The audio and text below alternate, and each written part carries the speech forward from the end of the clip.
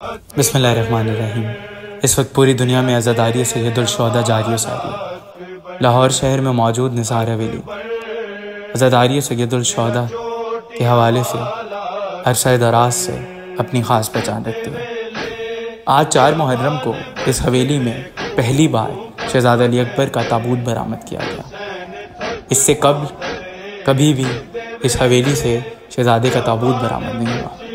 पहली दफ़ा 4 मुहर्रम को आज के दिन इस हवेली से शहज़ादे का ताबूत बरामद हुआ।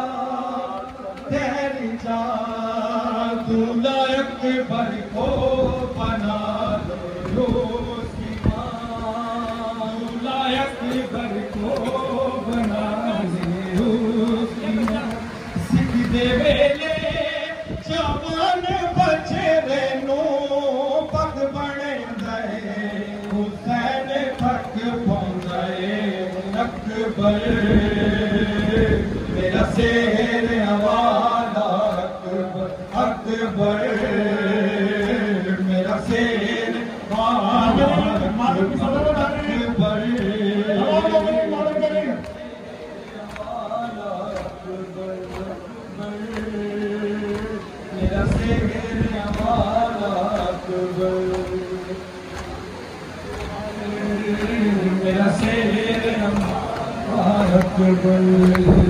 जख्म दिल के दिखाऊं मैं कैसे, जख्म दिल के दिखाऊं मैं कैसे, तेरा लाशा उठाऊं मैं कैसे अकबर, मेरा से आग दिल की बुझाऊं मैं कैसे।